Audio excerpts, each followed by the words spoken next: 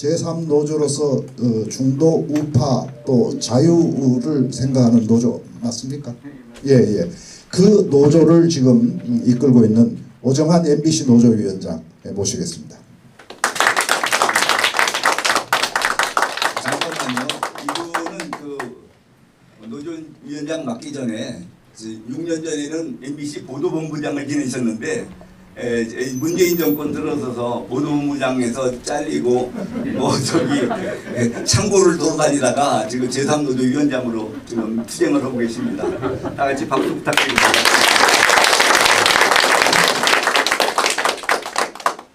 안녕하십니까. MBC 제3노조 비상대책위원장 오정환입니다.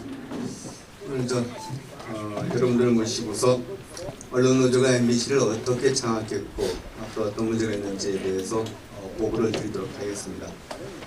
서툰 솜씨지만 자료를 좀 준비해왔습니다. 잘 보이실지 모르겠네요.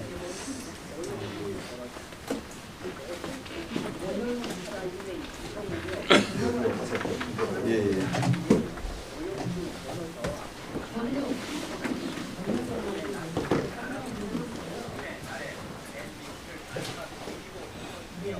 자랑스러운 국군의 날 소금 목표 중심에 MBC를 박살내는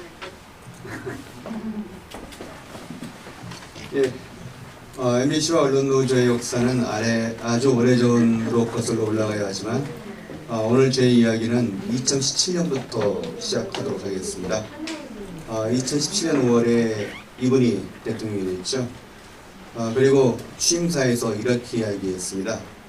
저를 지지하지 않았던 국민 한 분 한 분도 저의 국민이고 우리의 국민으로 섬기겠습니다. 과연 그랬을까요? 몇 달 뒤 민주당에서는 이른바 민주당 공영방송 장악 문건이 나돌았습니다. 그리고 MBC 경영권을 탈취하기 위한 활동들이 시작됐죠. 먼저 선전선동입니다. 최승호가 만든 영화 공범자들이 2017년 8월에 개봉됐습니다. 이명박 정부가 언론을 장악했고 그래서 MBC, KBS가 권력의 홍보 기지로 전락했다는 내용이었습니다. 선택한 이 정치 선전물을 여러 언론 매체들이 홍보하고 좌파 단체들은 단체 관람까지 해서 관객 수 26만 명을 기록했습니다. 당시 보도 내용을 한번 보겠습니다.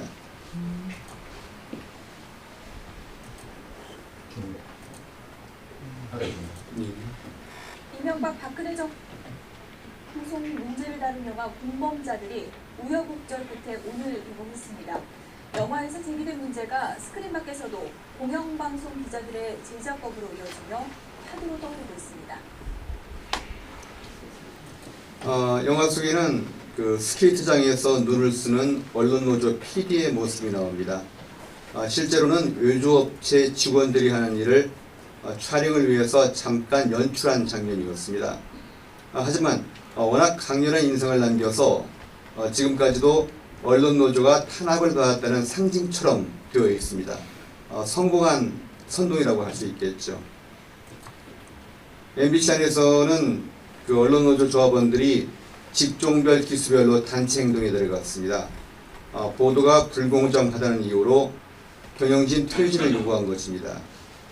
그리고 남녀 아나운서들이 검은 옷을 입고 MBC 사옥 앞에 도열해 기자회견을 열었습니다. 이들은 뉴스가 너무너무 불공정하다면서 눈물까지 흘렸습니다.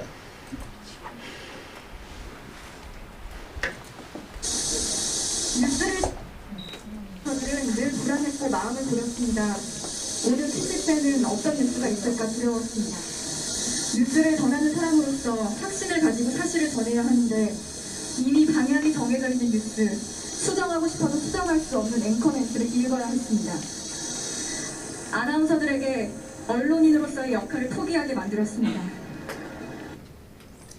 맨 앞에서 마이크를 잡고 오열했던 이재은 아나운서는 지금 수년째 뉴스데스크 앵커를 맡고 있습니다. 이 후보는 기본소 이 사람이 언론인으로서 역할을 어떻게 수행하고 있는지 한번 들어보시죠. 지난 대선 때 보던데 먼저 윤석열 후보에 대한 기사를 보겠습니다. 자, 앞서 국빈 이루지 못한 사람들은 자유가 뭔지 모른다는 윤 후보의 발언을 두고도 정치권에선 오늘도 공방이 이어졌습니다. 윤석열 후보가 지난주에 발표한 검찰 관련 공약을 두고 변호사 단체와 시민단체가 공약 철회를 촉구하고 나섰습니다. 국민의힘 윤석열 대선 후보의 부인이죠. 김건희 씨의 도이치모터스 주가 조작 연루 정황이 눈덩이처럼 불어나고 있습니다. 자, 반면에 이재명 후보에 대해서는 이렇게 보도합니다. 부산 정책 등 현안에 대해서도 특유의 실용주의를 강조하면서 중도층 외연 확대를 시도했습니다. 민주당 이재명 대선 후보는 코로나 의료기관을 방문하는 민생 행보로 올 한 해를 마무리했습니다. 이런 사람이 2017년에 왜 울었는지 이해가 가지 않습니다. 앞서 국빈하우는 배우 다시 2017년으로 돌아갔어요. 이러한 자극적인 이벤트들로 여론을 선동한 다음에 9월부터 언론노조가 총파업에 들어갔습니다. 그리고 권력기관들이 동원됐습니다. 노동부가 특별근로감독을 나오고 검찰이 압수수색을 하고 법원은 MBC 사장에 대한 체포영장을 발부했습니다. 노동부에서 나온 특별근로감독관은 이해할 수 없는 행동을 했습니다. 2017년 9월 MBC 뉴스데스크 보도를 한번 보겠습니다. 국가공무원인 조사가 중립적이고 객관적이었는지도 의심받고 있습니다. 조사에 참여한 노동부 근로감독관은 언론노조 MBC 본부의 집회 현장에 참석해 노조의 구호에 맞춰 고개를 끄덕이고 손을 흔들며 지지를 보내는 모습까지 보였습니다. 문화방송에 대한 특별 근로감독은 노사 양측에 중립적인 자세를 견지해야 할 노동부가 한쪽에 치우친 편향적인 자세로 공정성을 상실해 표적조사 논란을 낳고 있습니다. 자, 계속하도록 하겠습니다. 자, 그리고 방송통신위원회가 개입됐습니다. 방송통신위원회는 여기 계신 고영주 방송문화진흥회 이사장을 해임했고, 방송문화진흥회가 또 김장gia MB 사장을 연이어 해임했습니다. 그때 지금 그 방송통신위원장인 한상혁이 미디어오늘 기고문에서 이렇게 주장을 합니다. 방통위의 박무진 이사 해임권은 합법이다. 아마 지금 정부가 새겨 듣고 있을 거라고 생각합니다.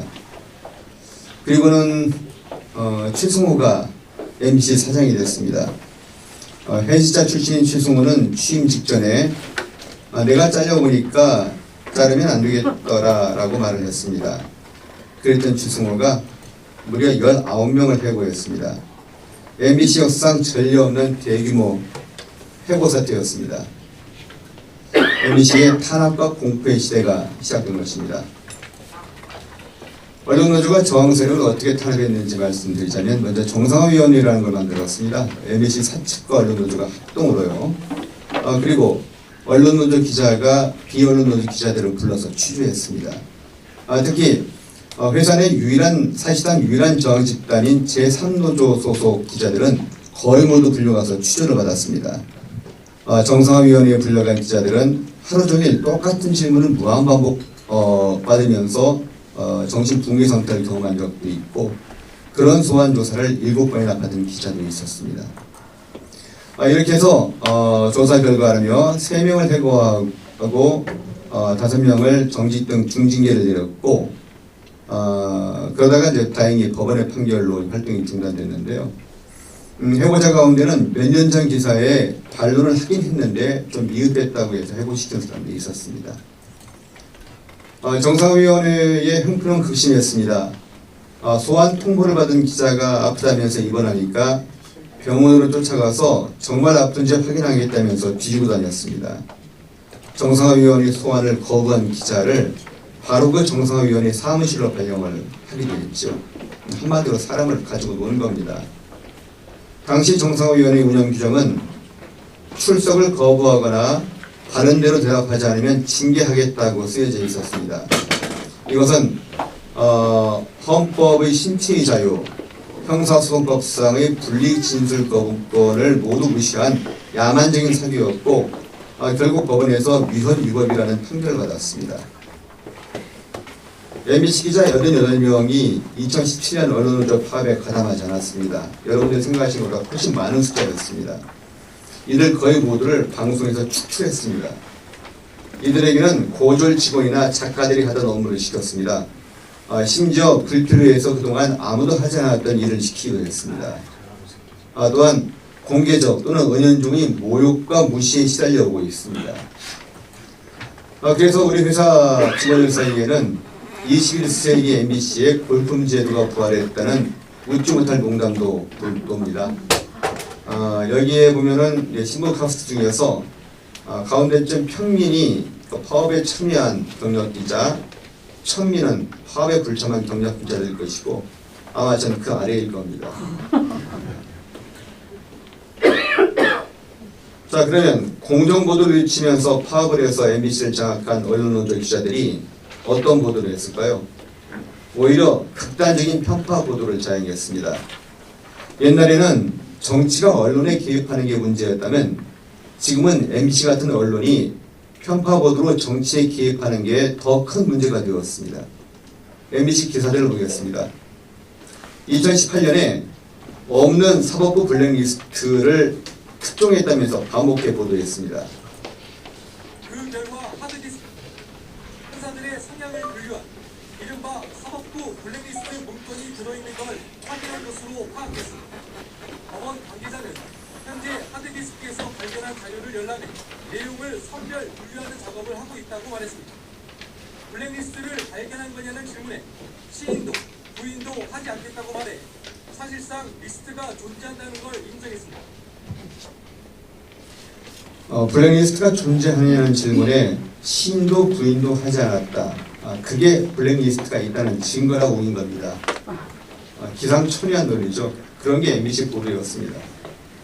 그 결과 김기식 금융감독원장의 요율성 출장과 이재명 경기도지사 후보의 스캔들 의혹을 외면했고 좌파 지표는 보도하면서 우파 지표는 못 본 척했습니다.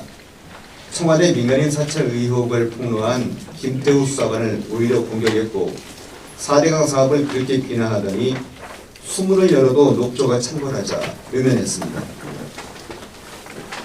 2019년에는 조국 법무장관 의혹에 침묵하거나 변명했고 조국 지지 집회 참가자를 100만 명이라고 과장했습니다.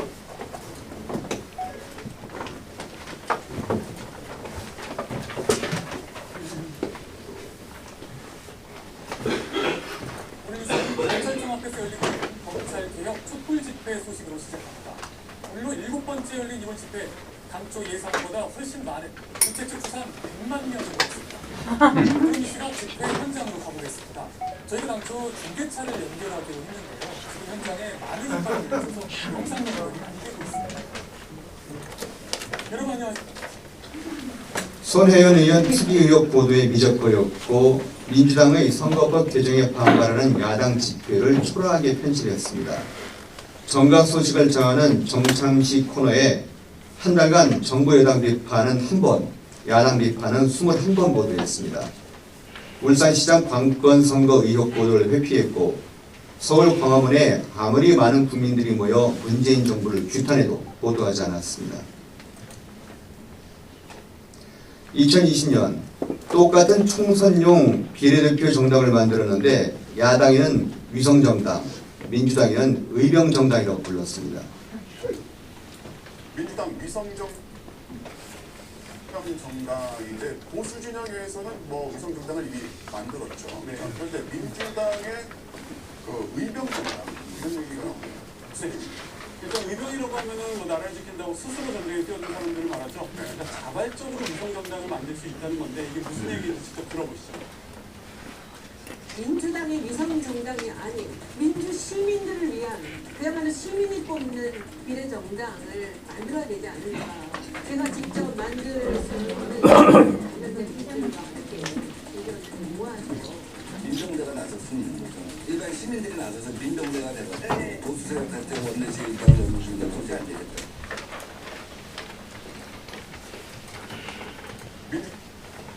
총선 때 민주당 후보는 홍보하고 야당 후보는 비난했고 코로나19가 터지니까 석 달 전 우파 집회 탓이라고 보도했습니다.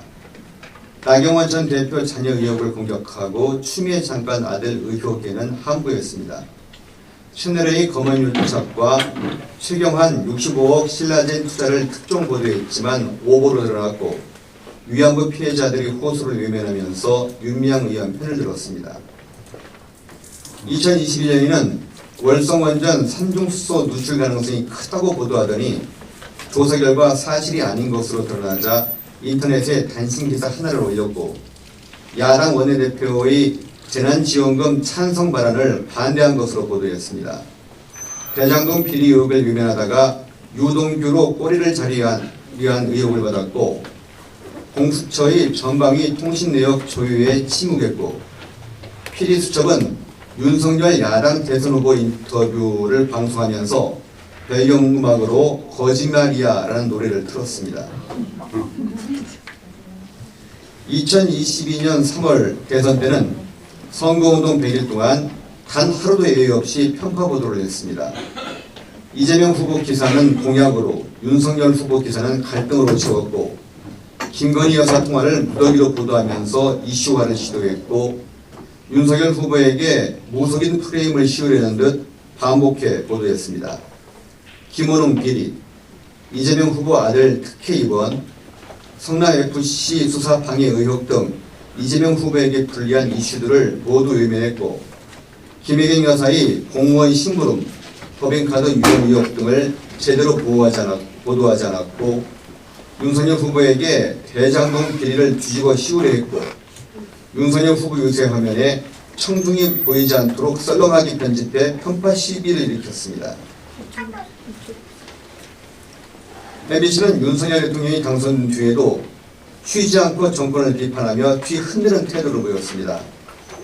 청와대를 국민에게 돌려주고 용산으로 대통령실을 이전한 일, 내각 구성, 취임식 초청 인사들까지 시비를 걸었습니다. 그리고 아직도 무속인 프레임에 대한 미련을 못 버리는 것 같습니다. 이러한 보도 태도는 지난달 윤석열 대통령의 3개국 순방 때도 여실히 드러났습니다. 순방 기간 내내 MBC는 사사건건 비난하는 보도를 해왔습니다. 그러다가 선을 넘어 발생한 게 이른바 자막 조작 사건입니다. 존재하지도 않는 미국이란 말을 집어넣었고 그 조금만 천천히 재생해도 분명하게 들리는 고를 면으로 바꿨습니다. 전문가가 들어도 무슨 말인지 모르겠다는 바이든이 한 말을 버젓이 방송에 했습니다. 그리고 미국 백악관에 한국 대통령이 미국을 모욕했는데 어떻게 생각하느냐는 이메일을 보냈습니다. 그럼 지금 MBC 경영진이 자막 조작 보도에 대해서 반성하고 있을까요? 그렇지 않습니다. 오히려 이 문제를 제기한 제3노조에 대해 응분의 책임을 운운하며 협박하고 있습니다. 최근 저희 회사 사내 인트라넷에 띄운 경고문입니다. 제3노조에게 잘못된 주장을 정정하라. 그렇지 않으면 응분의 책임을 져야 한다고 위협했습니다. 이런 경고를 받으면 무섭죠. 여러 가지 불이익을 걱정하지 않을 수 없는데 하지만 그렇다고 무섭다고 진실을 포기할 수는 없지 않겠습니까? 그런데 더 큰 문제는 이러한 MBC의 편파 보도가 몇몇 인사들의 일탈 행위 때문이 아니라는 데 있습니다. 믿기 어렵지만 언론노조의 기본 이념이 편파 보도가 아닌가 의심됩니다. 2017년 파업 때 언론노조는 공정방송을 내세웠습니다. 그런데 최민희 전 민원연 사무총장은 이상한 소리를 합니다. 파업 기간에 언론노조 내부에서 다음과 같은 논의가 있었다는 것입니다. 그래서 지난번에 토론한 내용을 좀 보면요, 그 중에 이제 불편, 부당, 중립 취하지 않겠다. 진실과 정의 그리고 뭐 객관 보도에 늪에 빠져서 헤매지 말고 진짜 그 정론을 하겠다. 이런 얘기들이 나온 걸 봤어요. 그래서 저는 그걸 지키기를 기대하는 거죠. 불편부당, 중립, 진실, 정의, 객관 보도를 하지 않는 게 정론이라고 말을 합니다. 국민의 일반 상식에 비추어 도저히 이해할 수 없는 주장인데 이 같은 언론가는 그 1980년대 후반 대학가 운동권 일각의 주장을 떠올리게 합니다. 언론은 국가의 소유물로 인민을 감시하고 통제하며 혁명 사상을 선전선동하는 수단이다. 이게 누구 말이냐면 스탈린 얘기입니다. 이게 이 둘 사이에 어떤 연관이 있는 건지를 언론 노조에 묻지 않을 수 없습니다. 영구 지배를 꿈꾸는 언론 노조. 먼저 언론 노조는 무엇으로 MBC를 지배하는가부터 보겠습니다. 가장 먼저 공포심입니다. 언론 노조는 파업 불참자들에 대해서 온갖 박해를 가하는데 특히 2012년 파업 기간에 입사한 경력 사원들에 대한 집단 따돌림이 매우 심각한 상황입니다. 무시하기, 말 안 하기, 이유 없이 화내기, 부서에서 밥 먹으러 나가면서 떼어놓기, 간식 먹을 때 빼고 앉기.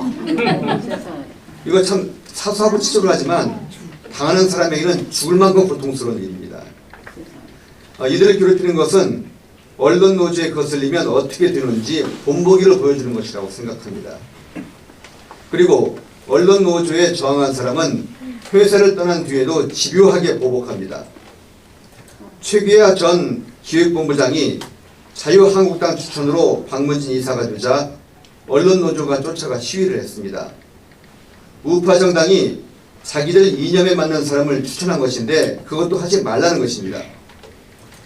이진숙 전 대전 MBC 사장이 야당 대선 후보 캠프에 들어가자 각종 성명과 기사로 비난해서 낙마시켰습니다.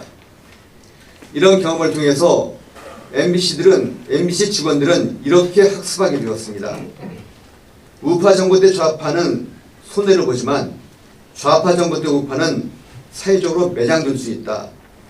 그러니까 더럽고 치사해도 노조 눈밖에 나지 않는 게 안전하게 사는 길이다.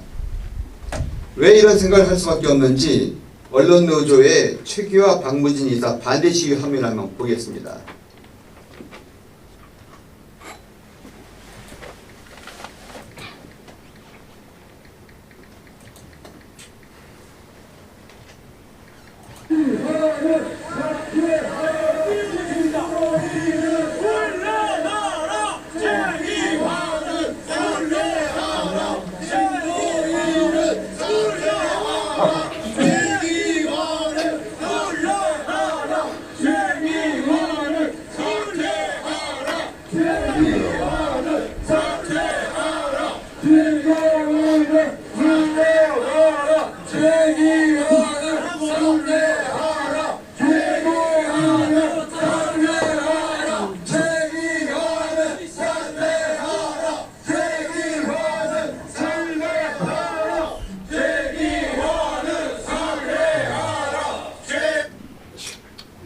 이게 MBC에서 우파를 하려면 당해야 되는 현실입니다.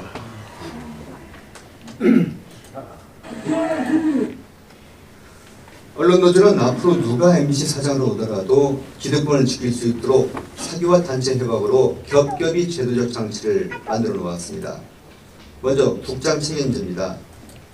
편성 보도 제작 책임과 권한이 본부장이 아닌 그 아래 국장에게 부여되도록 했습니다. 문제는 방송문화진흥회가 임원에 대해서만 임명권이 있다는 것입니다. 국장은 사실상 관리감독 권한의 바퀴라고 볼 수가 있죠. 그래서 MBC에 대한 박문진의 관리감독이 사실상 형해화될 위험이 있다고 볼 수 있습니다.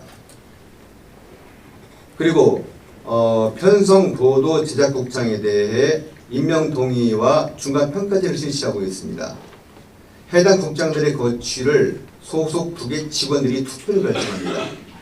따라서 국장들이 지나치게 노조의 눈치를 볼 가능성이 큽니다. 회사 운영을 사실상 노조가 통제하는 결과가 될 수 있다는 것입니다. 단체협약의 공정방송위원회 운영 규정을 보면은 일단 노사 동수로 구성이 되었습니다. 그리고 간부들에 대한 보직 해임과 징계를 요구할 때 과반수 찬성이 필요하도록 만들어 놨습니다. 그러나 같은 사안으로 요구를 2번 하면 찬성과 반대가 동수라 하더라도 사장이 수용하도록 만들어 놨습니다. 실질적인 간부 해임권을 노조가 보유하고 있다고 봐도 과언이 아니라고 생각이 듭니다. 시청자위원회는 시청자들이 방송의 편성 제작에 관한 의사결정에 참여할 수 있도록 법에 의해 설치된 조직입니다. 이를 위해서 시청자 선정위원회를 만들었는데요. 일단 노사 구성은 4대3으로 되어 있습니다. 근데 이상하게도 의결에 과반이 아닌 3분의 5의 찬성이 있어야, 그러니까 사측위원 4명에다가 0.2명이 더 필요합니다. 그래야 의결할 수 있도록 되어 있거든요. 사실상 노조 동의가 있어야 시청자위원도 선정할 수 있는 것입니다. MBC에 대한 최소한의 외부 통제마저 공세된 게 아닌가 우려됩니다. 그리고 공영방송 연구 장악에 대한 우려가 있습니다. 언론노조는 지금까지 말씀드린 제도적 장치로도 안심이 안 되었던지 법률을 통해서 공영방송 지배를 영구화하려고 민주당을 압박했고, 그렇게 해서 이제 그 법안이 만들어졌는데, 민주당 법안은 크게 공영방송 운영위원회 설치와 특별 다수제 적용을 골자로 하고 있습니다. 특별 다수제라 함은 운영위 안에서 의결할 때 3분의 2 이상의 찬성을 필요로 하기 위해서 정치적 독주를 막자는 내용입니다. 겉으로 볼 땐 좋은 뜻인 것처럼 보입니다. 하지만 그 안에 함정이 숨겨져 있습니다. 위원 25명 추천권을 이렇게 분배했습니다. 국회 6명, 정부 2명, 관역단체장 협의회 4명, 미디어 방송 관련 학회 5명, 방송 관련 직능단체에 8명을 배정했습니다. 그런데 학교와 직능단체는 거의 100% 이른바 언론노조의 친구들로 불립니다. 좌파는 기본적으로 13명을 확보하고 시작하는 것이나 다름없습니다. 반면에 우파는 총선, 대선, 지방선거를 다 이겨서 국회, 정부, 관역단체를 다 확보한다 하더라도 죽어도 사장이 될 수가 없습니다. 그래서 우파 언론단체들은 이를 공영방송 연구장악 의무로 보고 반대하고 있는 것입니다. 만약 이른바 공영방송 지배구조 개선안이 법으로 만들어진다면 우리는 언론노조가 장악한 방송을 넘어서 언론노조가 장악한 나라를 보게 될지도 모릅니다. 이미 언론계는 기울어진 운동장입니다. 언론계 내부의 투쟁만으로는 한계가 있습니다. 민주주의의 위기를 막으려면 국민 주권 회복을 위한 공영방송 개혁운동이 필요할 때입니다. 감사합니다.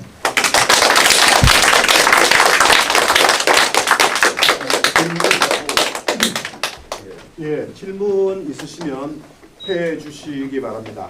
나중에 제3강연 뒤에도 있겠습니다만 뭐 지금 우선 하시고 싶은 먼저 해 주시죠. 네, 중간에 이제. 대전을 돌던 이김씨라고 합니다. 최근에 그 김기아 씨가 조선일보 논설위원회 하신 말씀을 카톡에서 봤는데요. 거기 기사에 보면은 사죽 필사 사필 즉생이라고 말이 있어요. 이순신 장군 썼다는데 과연 지금 저도 윤석열 대통령을 찍었는데요. 많은 사람이 후회한다고 하는데 그게 타당성 있는지 그와 연관해서 대비처에 있으면 좀 설명해 주세요. 그 정책 지형이나 정책 판단에 대해서는 제가 말씀드리기가 좀 어려움이 있습니다. 죄송합니다. 네. 자, 그리고 이광호 박사님. 네. 전혀 방송을 안 봐서 사실은 모르거든요.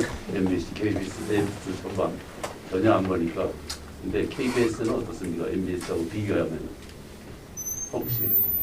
그 사실은 제 개인이 아니고 그 조그만 조직을 이끌고 있기 때문에 글로 쓰는 거는 굉장히 조심할 수가 있거든요. 근데 그 이렇게 마이크 대고 말씀드리는 거는 좀 위험 부담이 있습니다. 그래서 오늘 원고를 써서 읽었거든요.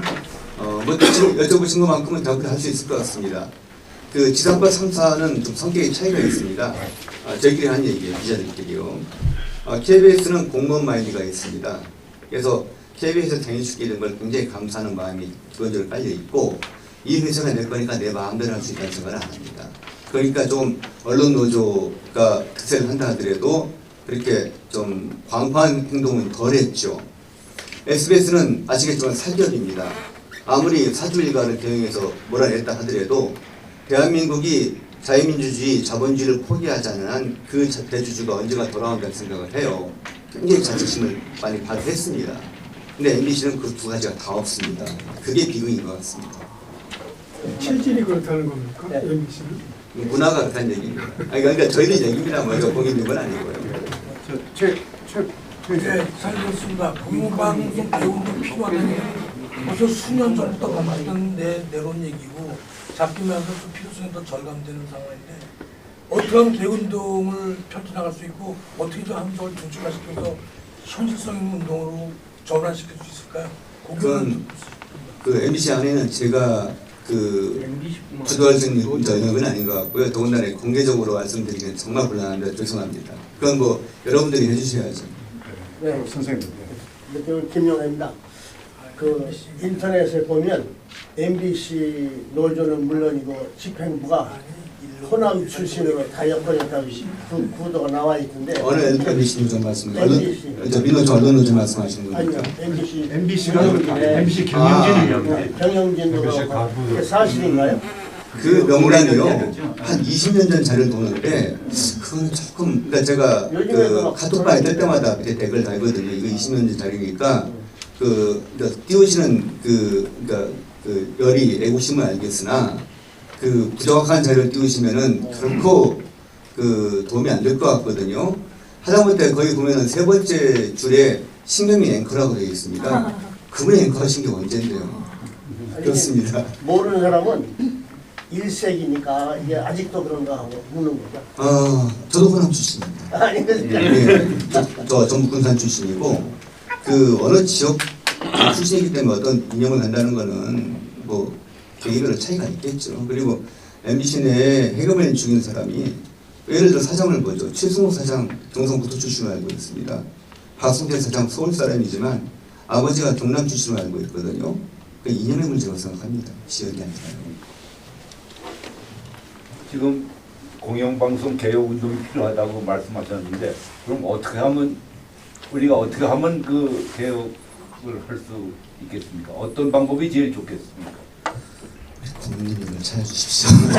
제 영역은 아닙니다. 저는 저한테 주어져 있는 그 폭풍이 부는 것 같은 MC 내에서 처음에 살아남으려고 두 번째는 뭔가 잘못된 걸 바로잡으려고 노력하는 것 뿐이고요. 뭐 더 이상은 제 역량 아끼라고 생각이 이런 얘기. MBC 얘기를 듣자고 하는 얘기가 아니라 일반적으로 우리나라 공영방송의 개혁을 위해서 무엇이 행해지고 어떻게 했으면 좋겠다는 의견을 들어보려고 나중에 끝나고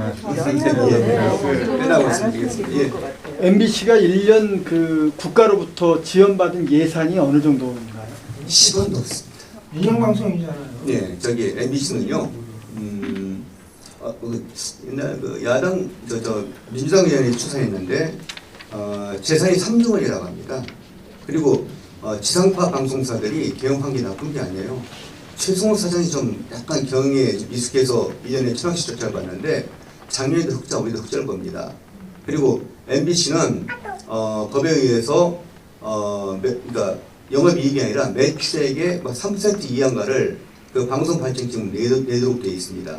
그러니까 대신 뭐냐면 그렇다고 MBC 직원들이 그 마음대로 해도 되냐? 그건 아닌 게 MBC가 지금 위치까지 온 건 여러분들이 아주 날부터 수십 년간 채널 선택권을 바탕장한 채 MBC, KBS 딱 두 개 독점 상태로 방송을 했기 때문에 너무 손쉽게 재산을 모았어요. 그걸로 돈을 모은 건데 그거는 그 재산은 지금 MBC 직원의 재산이 아닙니다.